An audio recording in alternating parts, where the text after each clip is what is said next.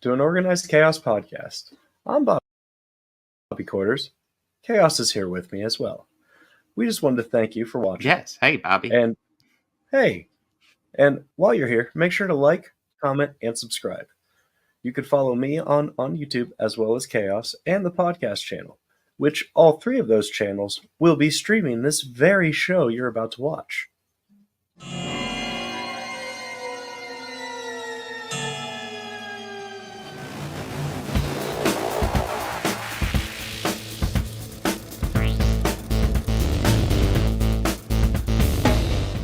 All these counselors start dropping dead, left and right.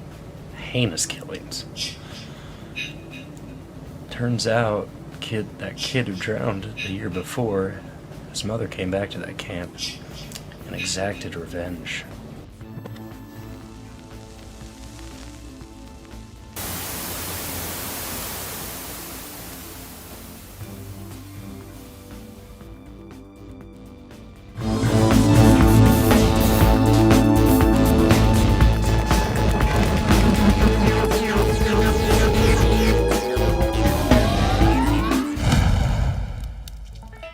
Adam and Barbara are recently deceased. They were happy to haunt in peace until the new residents moved in. To rid themselves of these pesky pests, they call on the ghost world's leading bioexorcist. You want somebody out of the house? I want to get somebody out here. Good, I want out. For good, it's showtime. Attention, Kmart shoppers. I'm back. You have really screwed up. I want Beetlejuice out of the picture. You guys really are dead. Let now the dead, shall we, come alive. Things haven't been okay for months, and I've been blaming you.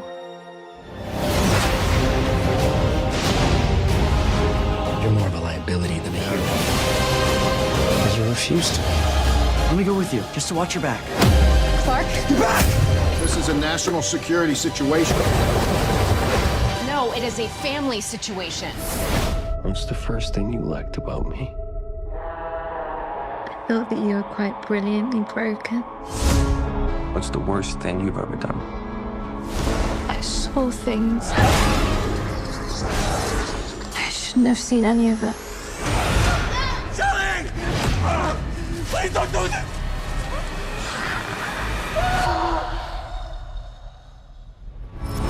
When someone dies, A crow carries their soul to the land of the dead. But sometimes something so bad happens that the soul cannot rest until you put the wrong things right. You were given the power of a god.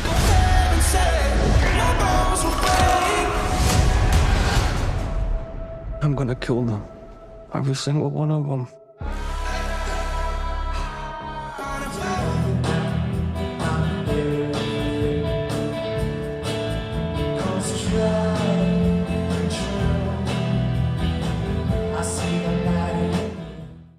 I can't do it. Okay. We'll do it live. Okay. No. We'll do it live. Fuck it. Do it live. I'll write it and we'll do it live. Fucking thing sucks. Yes, we'll do it live. What do you think, Bobby? I think tried and true. I see the true. Yeah, no, that. Well, yeah. So like, it's kind of funny. Like you were pointing that out, and like I haven't finished all the episodes yet, and then so like every time they did something in the alternate world or in the Bizarro world, I did like a Shazam.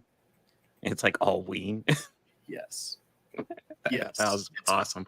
We'll get to it, but yeah, we're talking about Superman and Lois there, but that's one of our topics. We also got the original Beetlejuice and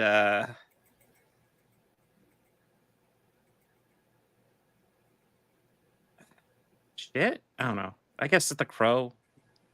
So, you know, when we get to it, I will say some positive things about The Crow before we completely panic, because I there's a will couple things I want to try. say about it where I it's will like, try to say some positive things about it. yeah, because it's actually kind of a struggle. And we will get into exactly where this movie went really off because it's not good.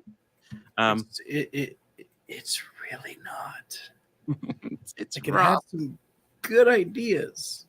Yeah, we'll get into it. There's a lot. Horrible execution. Hello, low Watermark. Good to see you there. Hey there. We will do it live. Yes. That is our motto here. Yes. Well, that's all live streaming is. You just kind of go live and then do it live. Yeah, it's kind of what it is. So I guess we'll dive right in. Beetlejuice, 1988's Beetlejuice. This is a movie I pretty much grew up with, but yeah, I don't know. It's probably been a year or two since I've seen it. It's not been like forever since it's been a little while since I've seen it. I remember when I first saw it, it was at my friend's errands back when I was a little kid. Pretty much when this came out. I remember it scared the shit out of me. Yeah, I was I just saw too it at a young. friend's house when I was. And now I'm like, what the hell? Yeah, when I was a little kid too. So I have a Yeah. very similar memory of that. Yeah. Oh, it's so scary. Now I watch it. It's like, yeah, this is very goofy. What am I doing? But This is over the top. when you're a little goofy, kid, you yeah. can't really gauge it. Yeah, you can't. So this is I think an argument can be made. This is also the most Tim Burton movie of all time. This is like so much of his visual style, so much of his tropes. It's here. I guess I have a nuanced take. So, Bobby, do you want to go into your thoughts before I dive in? Well, like you hit the nail on the head there by saying it's like, the most Tim Burton movie ever. And looking and like aesthetic wise. I feel that there's like really great performances. There is one elephant in the room about this movie that I think we should address. Okay. Oh yeah. You're talking about Charles. Yeah. He's not coming back for good reason. He's not. No, he's not. And it's a shame he turned out to be a pederast.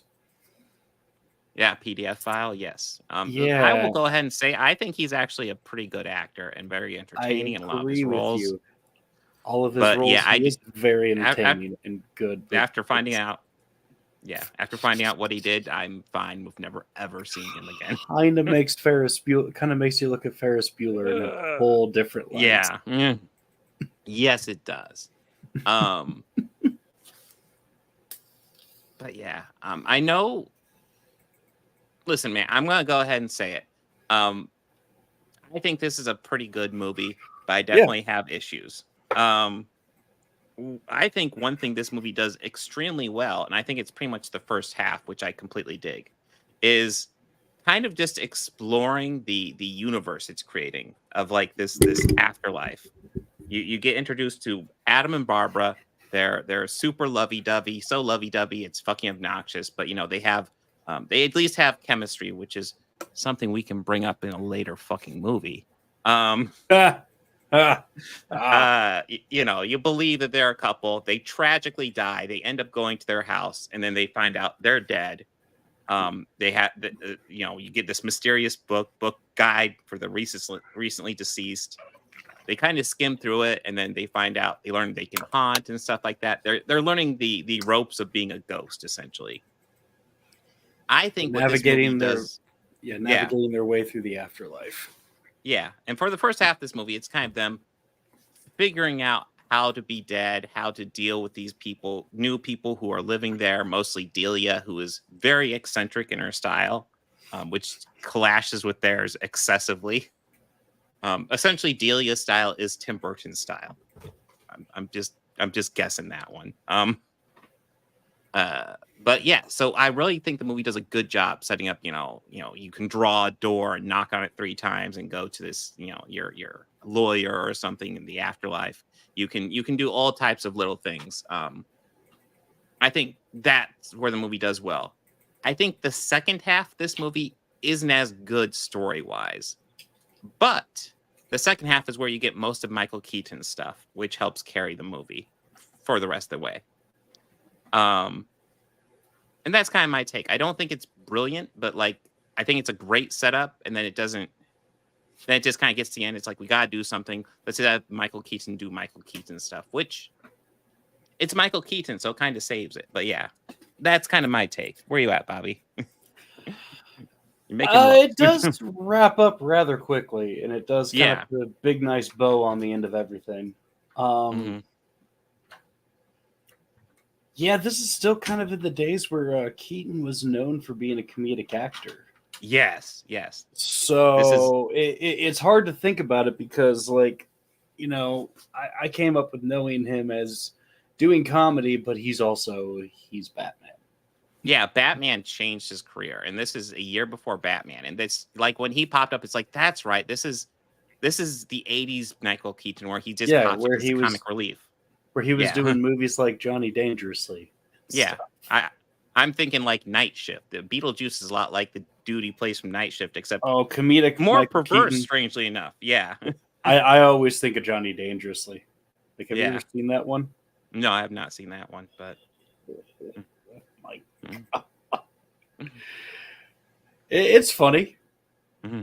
There's one joke that didn't age very well, but I mean, I do think it's interesting to talk about how Beetlejuice is somehow more perverse Michael Keaton than from Night Shift, where he's the character who becomes a pimp. But okay, well, Johnny Dangerously, Beetlejuice is somehow more perverse than he is. Yeah, he played a gangster with a heart of gold, who know, like, kept it, but it was like very campy comedy. Like, there's a scene where he's standing in front of his mother's apartment telling the whole neighborhood, now she doesn't know I'm a gangster, guys. Remember, you got to keep that secret. Well, that's very helpful. Let's see. Let's see. So, like, Winona Ryder. She does a good job. I'm trying to think who else is worth noting. Catherine O'Hara. Well, Catherine O'Hara is always a champ. Like, has Catherine O'Hara ever done a bad job? I don't think so. She's always like in the top 3 of best performances in any movie she's in. Even when she's like way over the top, it's kind of beautiful. Oh yeah, honestly, I kind of love it when Catherine O'Hara can choose the scenery, which she definitely does here a fair bit. She does it on Schitt's Creek, and that's what I think. I love that show. I haven't seen Schitt's Creek, but I love the cast on that. So it's really funny. But yeah, I think this movie does a great job with mythology, building the world. It's very a Tim Burton thing. I love the model of the town and how they use the model, go in and out of it. I love that, and that's obviously the type of thing Tim Burton digs, and he just literally wrote it into his script, or at least if he didn't write it into his script, he forced it in there somewhere. I'm sure. There's like a few like character and shtick moments that I remember like really finding hilarious, more so this go around with it. Jonah the caseworker, most of the stuff with her was funny. Yeah. And the effects that they had with her smoking was still amazing. Like, a lot of the effects hold up so well in this. Oh yeah, the effects in this are actually really good for the age. And I think part of it is also age. Well, I was going to say part of it is because of Tim Burton's style. It's stylized effects, and it allows hey, it looks like a model. It's supposed to be a fucking model, When the official comes through to start the service at the end, like with the fireplace, that effect still looks fucking great. Yes. Oh man. But and then it wraps up with Beetlejuice suddenly needing to marry Lydia, which it did like I said, the ending feels like, oh, we got to wrap this up somehow. Let's do something. But yeah, like I said, the first half is good. Alec Baldwin, Gina Davis. To my understanding, neither of them are coming back. Alec Baldwin has issues at this point. I don't think the movie. Let's just call it what they are, Bob. Legal troubles. Yes, he has legal troubles. Legal Gina Davis, complications. Maybe she'll pop up, but yeah. Maybe, but like I'm sure it'll be something that'll just be like a line of dialogue, and that explains Yeah, it. I don't see a massive role for her. But yeah, I mean, obviously we're getting Lydia back, we're getting Delia back, which fuck yeah, Catherine Yeah, I'm O'Hara okay is with good, that. Yeah, I'm and okay. obviously we'll get Michael Keaton back, and then Ooh, we're do you think getting we're gonna get Otho back? that actor passed away. Oh, did he? Yes, I'm pretty sure. Let me double check not that. I know was pretty that. sure I saw he passed away. Now you got me double checking. Yep, 2010. Only 58. Wow. But yeah, that would be a fun character to bring back for sure. Yeah, I did not know that. It's a shame. Yeah. I've always enjoyed him in everything he's in. Yes, it is. He was always Yeah, good at no, he playing always that pops up like slime ball character. well, that's the thing. Like the other biggest role I know him from is Demolition Man. And like I can't think of He's two kind of a roles slime more ball in different that. because Otho's like well, yeah, but Otho, yeah, they're both slime balls, but Otho's kind of like the in your face, I know everything. You know, I'm awesome. This other slime ball. guy, and the guy in Whereas Demolition Man, was a government official. So already, yeah, we already know he's a yeah, slime ball. but he's also the quieter. Oh, I'll do whatever you say, boss stuff. Slime ball, like it's a different slime ball, but it's still really good. So yeah, this is good. Yeah, I don't want to stress. I'm not like saying it's bad or anything. I just think the ending's rushed, but overall, it's good. It's one of the classics from when I was a kid. Yeah, it's classic Tim Burton. Yeah, it really is. Let's see. Anything you want to add, or you want to dive into Superman and Lois? Let's talk about it. Superman and Lois. It is tried and true, is it? Oh yeah. I'll admit, well, I kind of was like, I kind of put it on and threw on like a game to start kind of just playing and have it as background noise. Mm-hmm. And the second I heard those first few notes, I was like, wait, what? Are they playing Ween? Okay. Then another Ween song.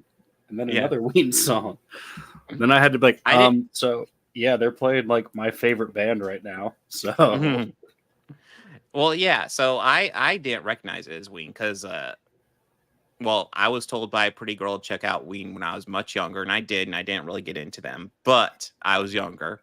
You know, and I'm very susceptible when pretty girls tell me stuff, but I didn't really get into them. It's yeah. It's weird, right? It's weird. Yeah. But that's kind of my experience with Ween. But like when I pawned the episode 6, I was like, oh, that song's kind of catchy. I dig it, you know. The Bizarro, we see a little adventure of Bizarro Superman when he gets out and is being played to Tried and True, and that's like the beginning of episode 6. And then like a couple days later, but you text me and it's like, you know, that's Ween, right? And I'm like, no shit. I think I need to give Ween a second shot. And then there's more. And then when I finished it, I like compiled it as a list and of all the Ween songs that they played. Well, they played one that's my favorite, like one of my top favorite Ween songs. Which one was it? Exactly Where I'm At, the second one they played. Okay. Yeah, so putting awesome music aside, I will also say, as much as I enjoyed the first 5 episodes, these second 5 episodes, like there wasn't a dull moment for me. I was just engaged throughout the whole damn thing. Yeah. And honestly, really good. Yeah. And I know episode 7, I had to take a break for a couple days, and then but I was really excited to get back to episode 8. So I think it was Thursday I watched 6 and 7, and then I had the kids Friday. So Saturday I watched 8 and 9. I was like, oh, I want to keep watching, but I can't. So last night I ended up watching 10. I was like, oh my God, how's that a bigger cliffhanger than 9 was? we'll get in. We can get into the story details, but like, yeah. So episode 6 deals with a lot of Bizarro Superman. We kind of see a bit of his origin breaking through to our world. And then Jordan obviously is getting suspicious of Jonathan doing the drugs. And then And then episode 7, we deal with Superman and Lieutenant Anderson and Allie Alston, who, Anderson and Alston are fine people. I trust them implicitly. Yeah. But it's fine. But but yeah, so I'm trying to remember where Lois receives upsetting news. But anyways, yeah, so we get lots of Lana running for mayor as well, which while it's the less engaging of the stories at this point, I'm still, I'm kind of still on board because I do think Lana's family troubles are interesting enough to keep me involved. And then Jordan and Jonathan are having lots of issues with the fact that Jonathan was kind of taking drugs, the Superman drugs. And then yeah, episode 8 was. Oh yeah. When was it? So okay, so I'm trying to remember exactly what happened. That's right. So that's where Superman's not here. I know it was episode 9 where Lana wins mayor, and then I know leading up to that we have lots of the story. That's right. So episode 9 was where we had the world without Superman, and then episode 10 was where we see the Bizarro world. So that means a lot of the stuff with Jonathan and Jordan. Essentially, Jordan confesses that his girlfriend's a drug dealer, essentially. Not Jordan, Jonathan. And then Jordan has to deal with stuff from his girlfriend, who is upset that he's keeping stuff from her, mainly that he is also a superhero, although he's just kind of learning the ropes. By the way, Lois's dad is teaching Jordan how to be a superhero behind the family's back for a little bit, which is fine. And then we also have Steel, who's slowly kind of getting back to the habit and gets terribly injured. And that kind of all wraps up to the episode where we see Superman fly through the portal. And then we essentially spend a episode in Smallville where Superman is just gone. That's a really solid episode, honestly. And we see how people are rebuilding. We see Jordan really, despite his mom's objections, really kind of embracing kind of maybe being a bit more of a superhero, maybe being more involved with helping out. Because, if his dad's gone, he Steel's pretty good, but nowhere near as powerful as he is. And I think that was a really good development. And then finally it wraps up with Bizarro Jonathan coming to the house, and it appears he's coming with a warning saying that their Superman came too late. They couldn't save it. And I was just like, oh shit, that's fucked up. And then episode 10 comes around, and that's through the Bizarro world, where we learn that Allie Alston has kind of taken over Bizarro world. Their Superman was one of the few people to stand against him. Morgan Edge, Tal Rowe side with Allie. Whole bunch of major characters did, pretty much with the exception of Jordan, Superman, and I'm brain farting, Lois. Pretty much everybody else sides with Allie. But and keep in mind, I didn't say John, because John did side with Allie. And in this universe, John is the one with power and Jordan isn't. And keep in mind, because I did say in the last episode, Bizarro John was the one coming to the house. So where we leave off is Bizarro John coming to the house to merge with his other self and become super powerful. Because apparently that's what happens when you merge with your other self, you become super powerful, apparently. I don't know the full details of that, but they've set up enough to make me a little tense. And apparently, I think every single Bizarro song played in the Bizarro world is by Ween. So, fun fact. It was, yes. But, yeah, because I was there with Shazam every time one came out. I was like, Ween. Yeah, there were some good ones. Mutilated Lips was a surprise. She's Your Baby. I was surprised to hear that one. Yeah. And it's funny because when I was telling you, like I was about ready to just give you recommendations of what albums I think you should like maybe try. Well, Quebec was one. Quebec was one. So was White Pepper, and so was the Mollusk. Pretty much songs that all of these played off. The only one that wasn't was when they played Pretty Girl, and that's off their country album, where they went to Nashville with their band of Gene and Dean, which are monikers. That's not their real names, but they also have like a bass player Glenn, a keyboardist Glenn, a bass player Dave, and a drummer Claude. But they went to Nashville, hired the best Nashville players, and cut a country album.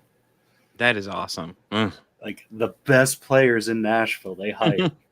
Like I'm not a huge fan of country, but neither. Awesome. I am, but not a lot of the modern stuff. I kind of more enjoy the storytelling, but more of the folky country, like Woody Guthrie, Bob Dylan, that sort of like Pete Seeger stuff. Nice.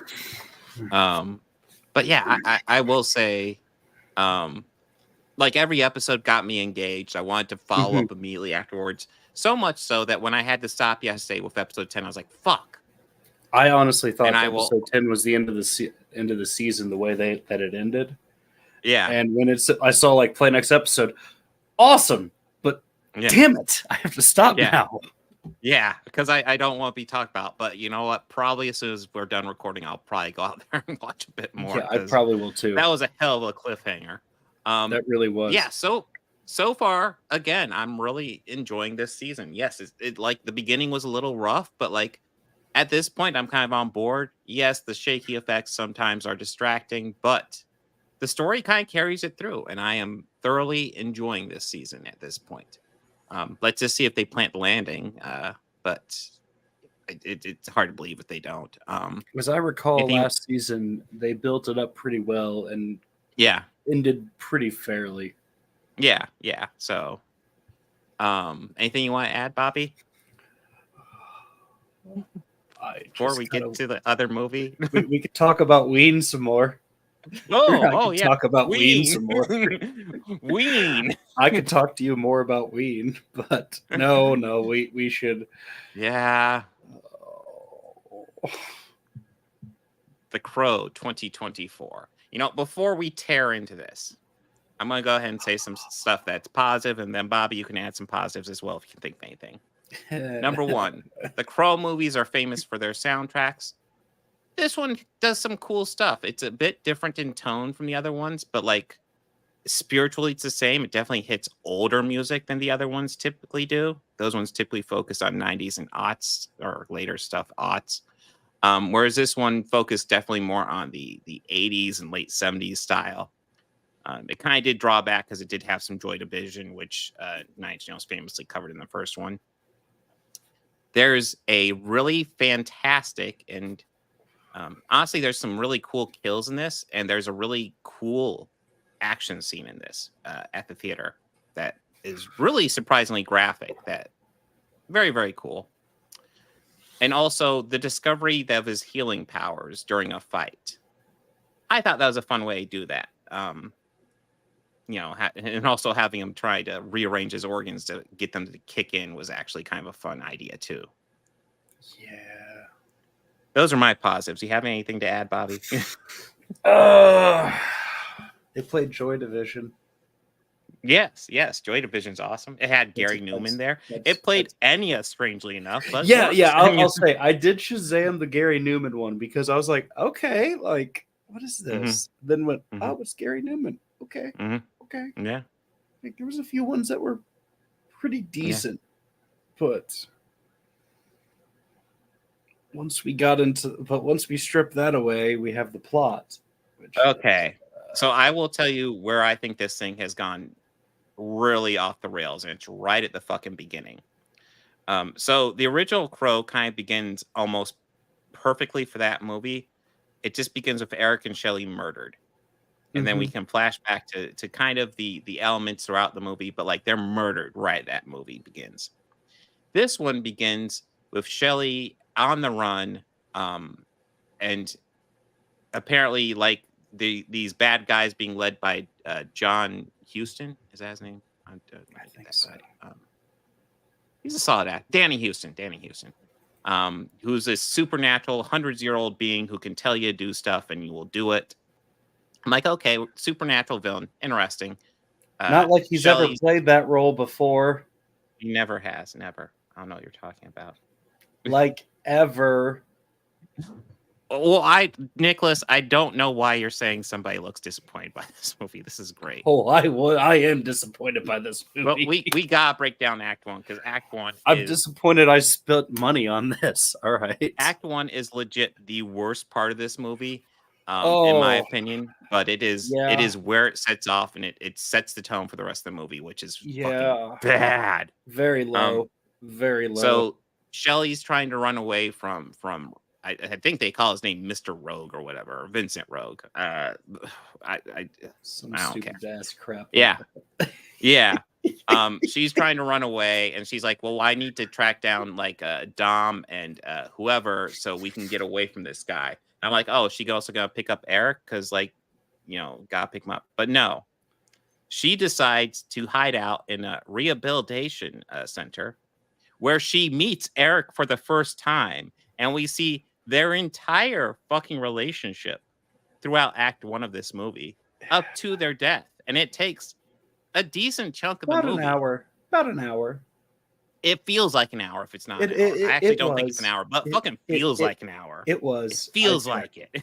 I checked because I at least had like, goddamn, almost 20, 30 minutes of previews on mine. Yeah, there's a lot of previews. Yeah, I think like you and I were better than the first act. You and I were texting each other, and we texted each other like what we got as previews. I still think I made out pretty decent. I had Captain America as I typed it in. Yeah. Red 1, The Substance, Speak No Evil, Joker 2, Smile 2, Rings of Power Season 2, Megatropolis, which is that new Coppola one, which. That looks I'm not gonna lie, that looks really good to me. That looks really fucking good, yeah. And The Killer's Game with Dave I got Bautista. all of those except A Substance and Rings of Power. I did not get anything for Rings of Power.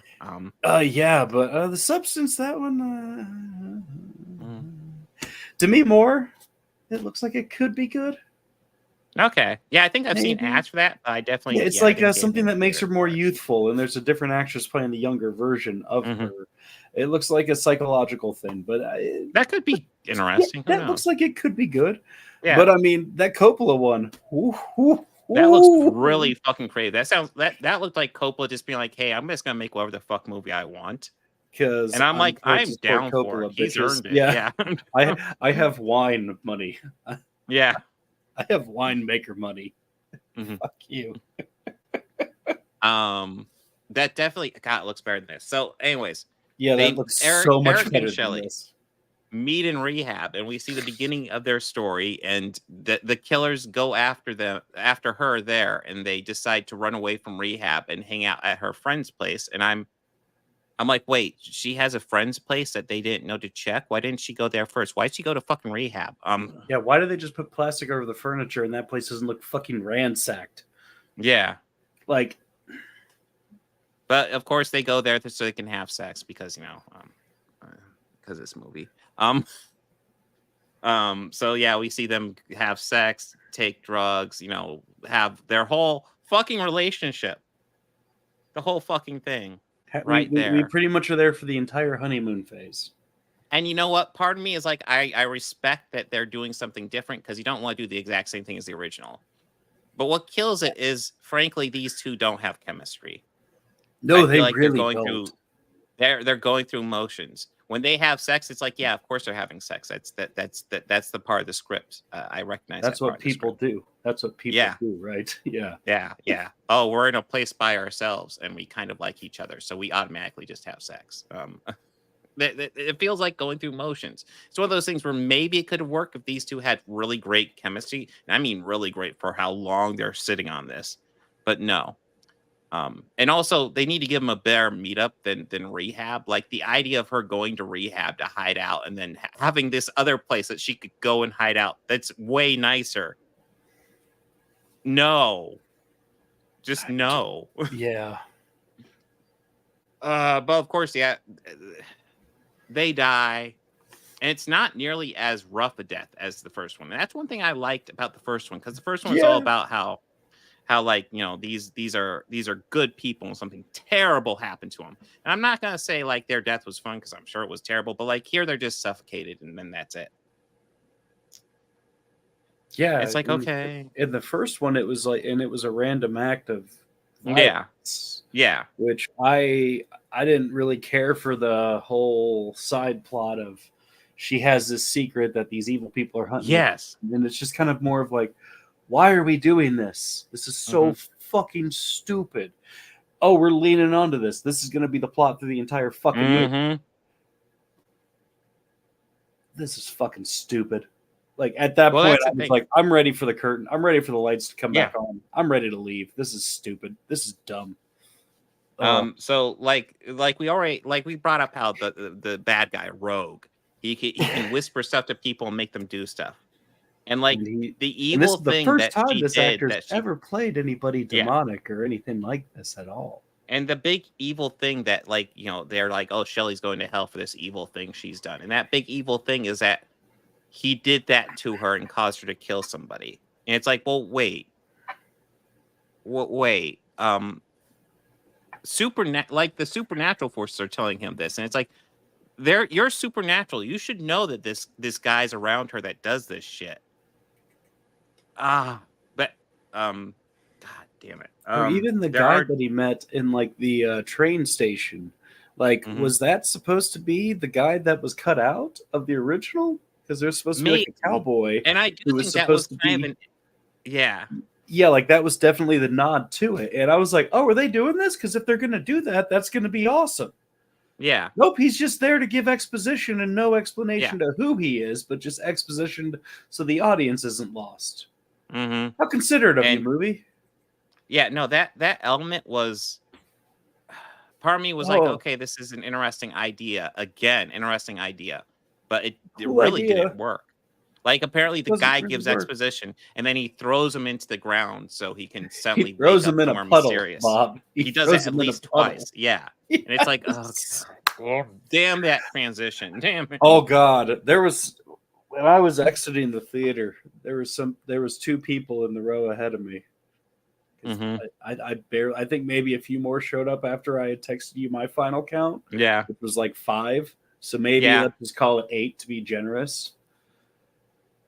I heard this person in front of me say that it took everything in me not to laugh out loud. It's like, I think I liked it better than the original.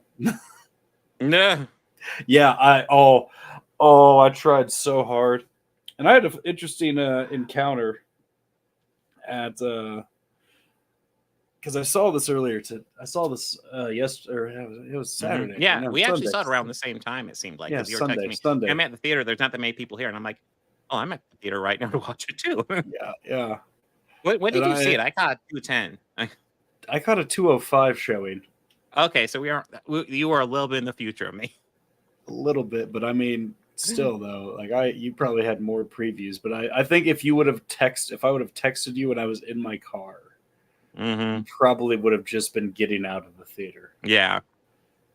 Depending on like how many commercials, or it would have just been ending. Oh God. Yeah. And we even predicted that this would be bad before we saw it too. Yeah, I know. I actually, here's my deal. Like, I wanted this to be good, and this is based on a comic book series. There's so much they could do with the Crow and this character, and why do they keep on fucking it up past the first movie? I mean, I don't know.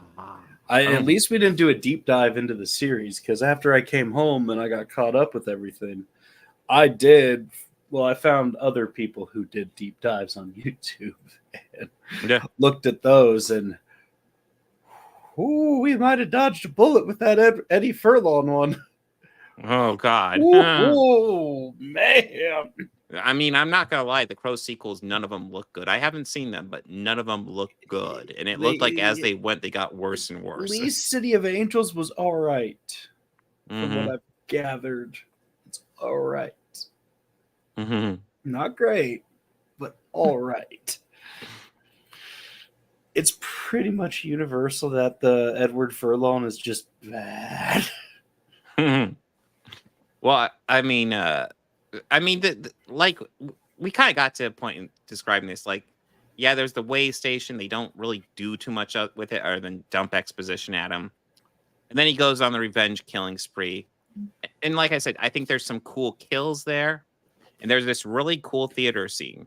And Rogue is not at the theater, so he doesn't die there. I remember that really cool theater scene ended. I was like, you know what? That's as good as the movie's gonna get. Just roll credits. I don't care. The bad guy still. Yeah. around. At that Just point, roll it. I was like, "This Just roll isn't it. the end. This isn't the Yeah. end set piece." Like, holy Yeah. shit! Because that was Yeah. the best I mean, part of the there's- whole fucking movie. Yeah, that there's some was really hands graphic down. deaths, like flat out horror movie deaths. Like it's well done. Even though I do want to question the physics and the actual layout of that theater and how many layers or Yeah. stairwells they have. Yeah, It seems like they had two separate ideas for the main stairwell, and they just filmed them both. Yeah, I can get behind that, but I don't know. Like that. Oh, That scene was I so also cool. noticed. Like, I noticed something in the beginning that would Mhm. tell me that this was going to be terrible. Now, this was when they were at that hideout, right?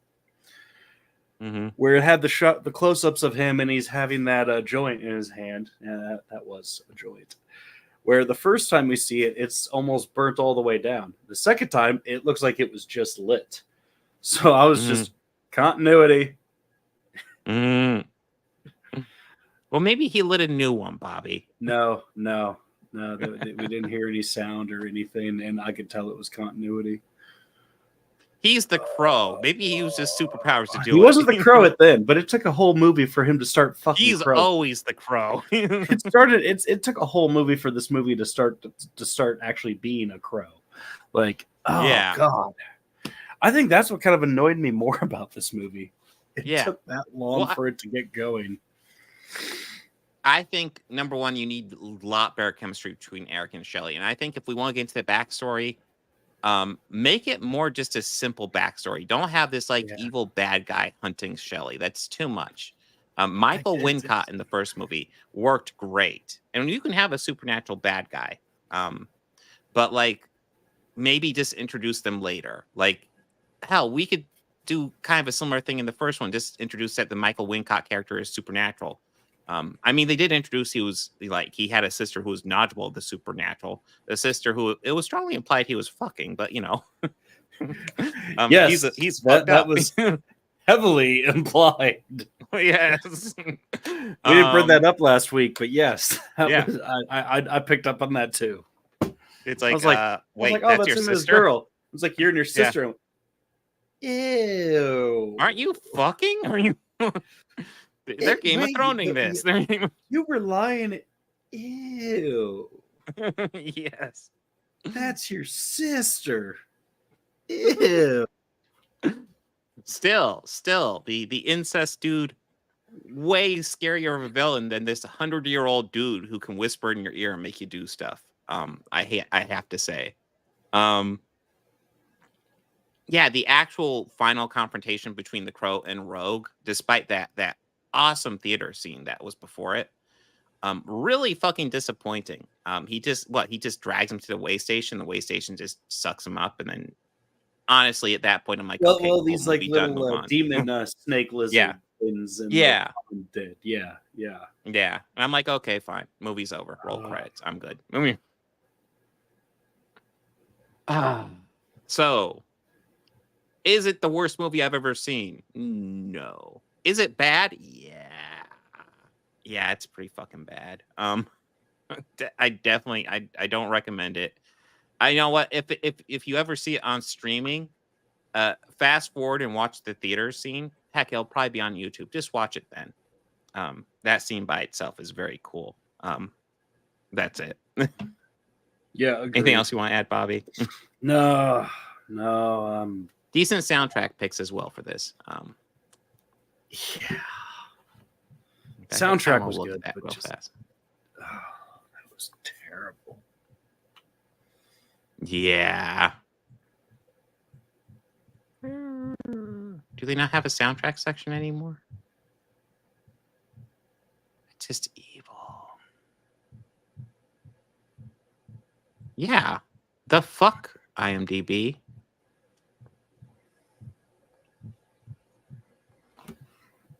Anyways, cool songs in the soundtrack. Highly recommend checking out the soundtrack. And when it's available on streaming, watch the theater scene. It's like probably 5 to 10 minutes in the movie. That's it. Everything else can go.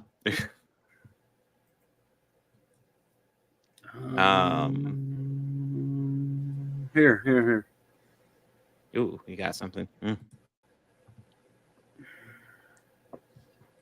At least I think I do. I'm trying to. All right, here we are. Yeah, the soundtrack. It looks like. Yeah, yeah. Disorder was the Joy Division song. Me was the Gary Newman song. Yeah. Here, I'm just gonna do this and put it in our chat. Boom. Of course it didn't put it up in order. Let's.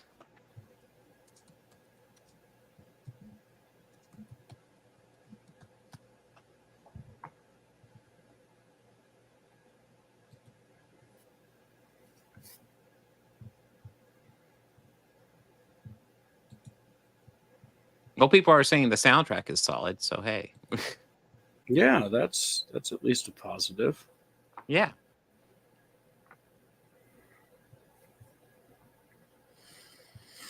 Oh, that's not the soundtrack. I found a fucking Spotify playlist I think somebody made.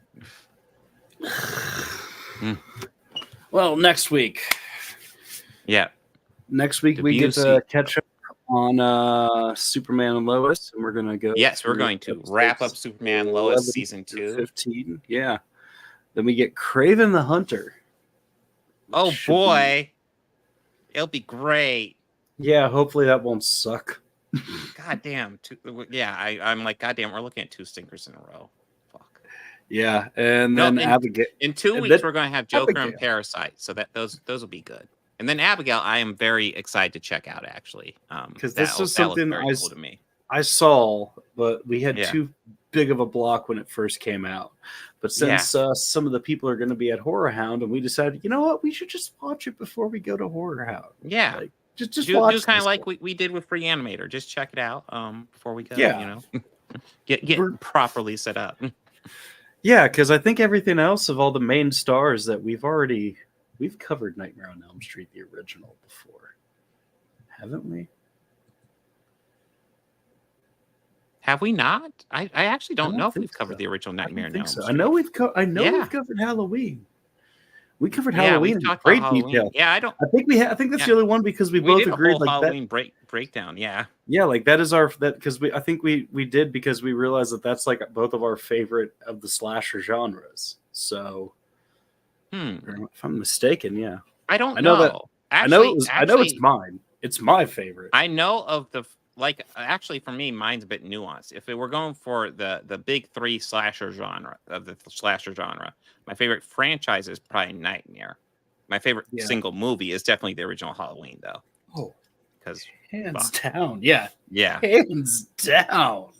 But like, I also felt Nightmare overall had better sequels on average than Halloween. Do I need to remind you of the Dream Child? Do I need to remind you of the Dream Child? Which had the little kid doing his Freddy person with makeup on his face. I love how the Dream Child is like Alien 3 before Alien. Just like, hey, you know all those characters you like from the first one? We're just going to kill them off. Well, we're going to kill them. Yeah. Well, we're going to kill them. You like them, right? No, that was 4. Dead.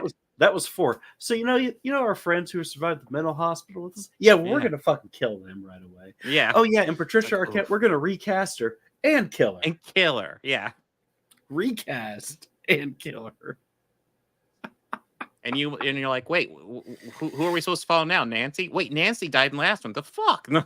Well, we're going to introduce you to her friend who also has the psychic powers. That's what we're doing.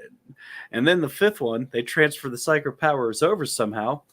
Yeah. Because they do that. And then there's no more until New Nightmare, which is fucking great. Yeah, no. That one So is 6 is, in fucking case you couldn't great. tell, 6 is dreadful. But yeah, for Yeah, me, Freddy's Dead is not good. I mean, No. Roseanne's in it before she was a crazy crackpot. Yeah, probably Back when when she was still just socialist. a coked out crazy person with Tom Arnold. No, so maybe we'll have to dive into a bit on Halloween. But yeah, the Nightmare franchise, it's like 1 is great, 2 is interesting. It's definitely got some new reads on it since 3 is in the coming great. decade.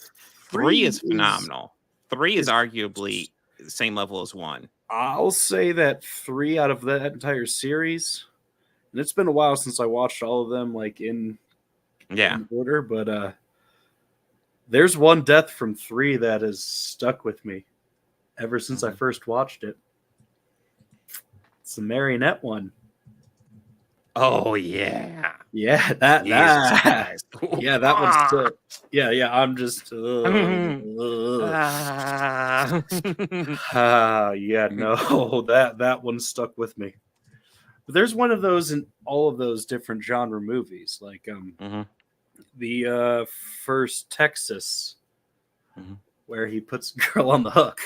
Yeah, no, I'm good on that. I want to say it's the first Friday the 13th. No, it's 3 or 4 with the spear gun.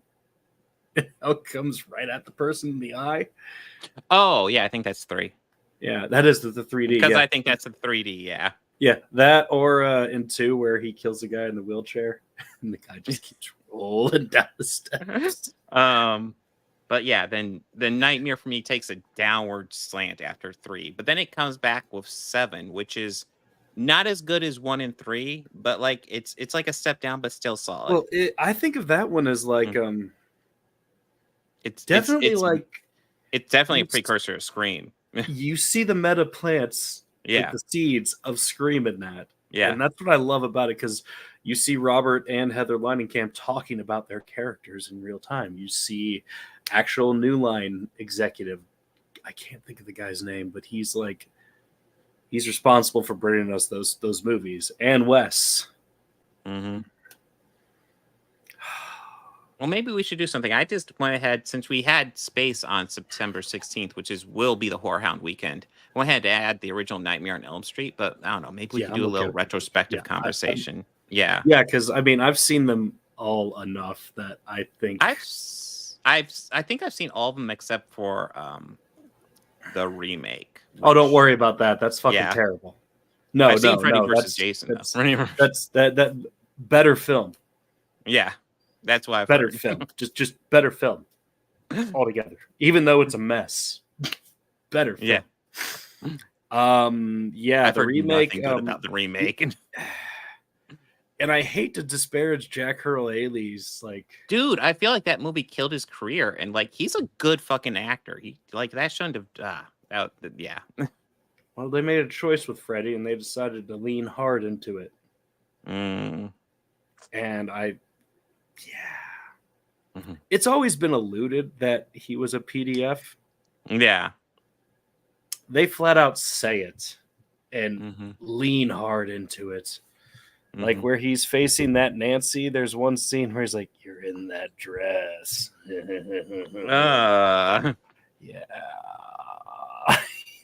And then they put the Nancy in like a little girl dress, but she's like a full-grown teenager adult. Yeah. Well, that might be a discussion for later. But next week we have a different horror movie with Kraven the Hunter. If you want to call that horror, but okay. I mean, I got to say this now.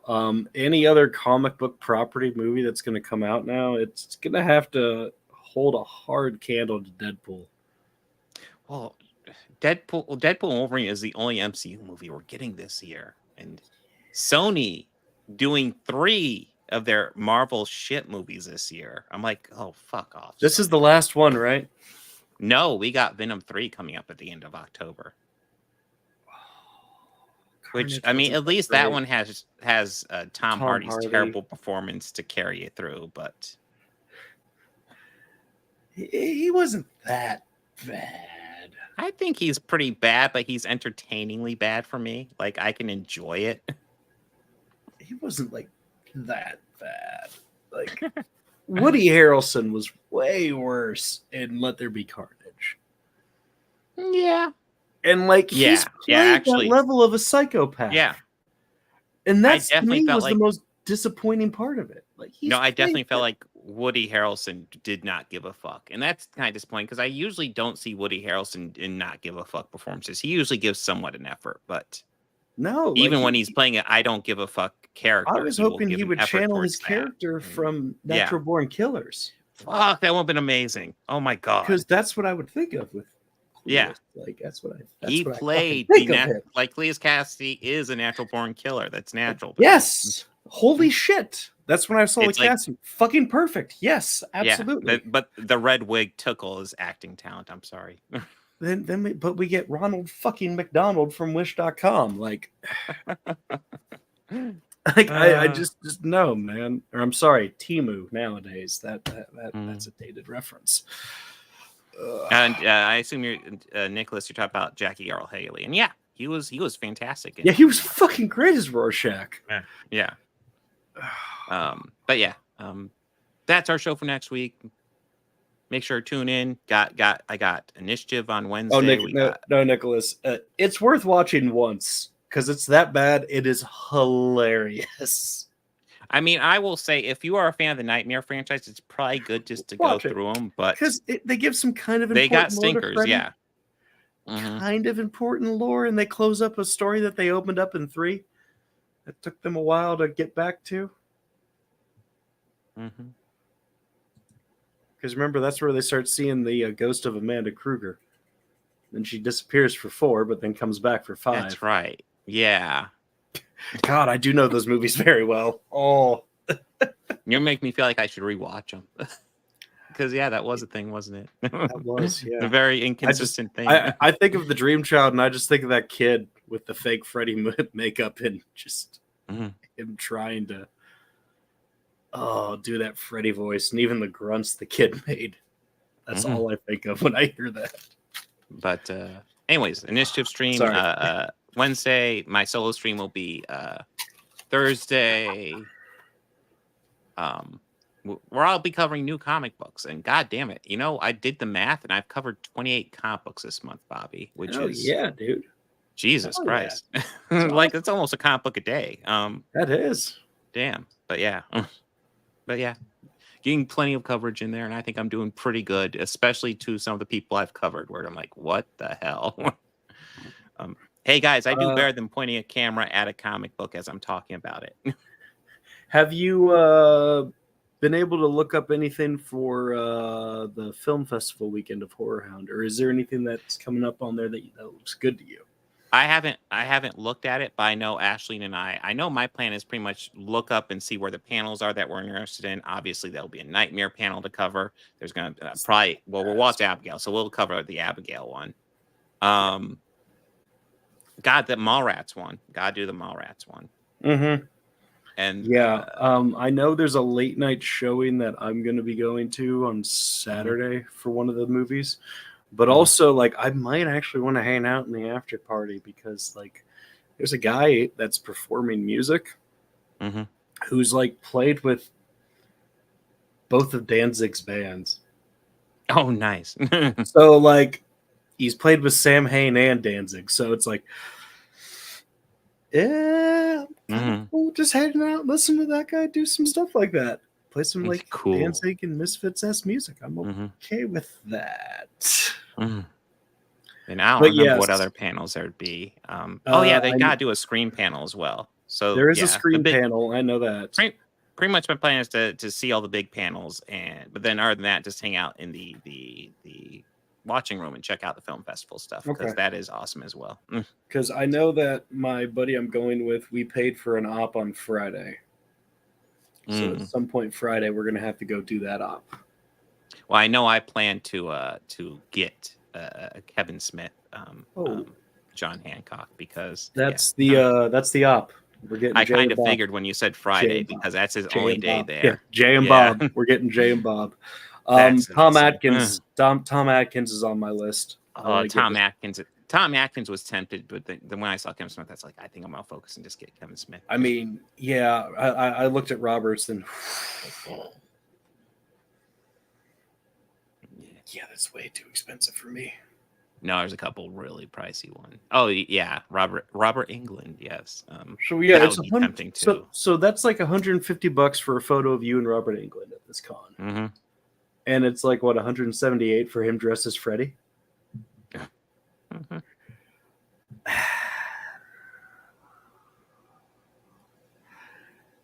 Yeah, tempting, but no, no, it would be cool, but yeah, it would be cool, but, yeah. but I would rather pay that much for Heather's. True, and not that she'd be a lot cheaper as well, but yeah, probably. Yeah, we got exciting stuff coming up, guys. We do. Stay tuned for next week. Anything you want to add, Bobby? No. All right, then party on and be excellent to each other.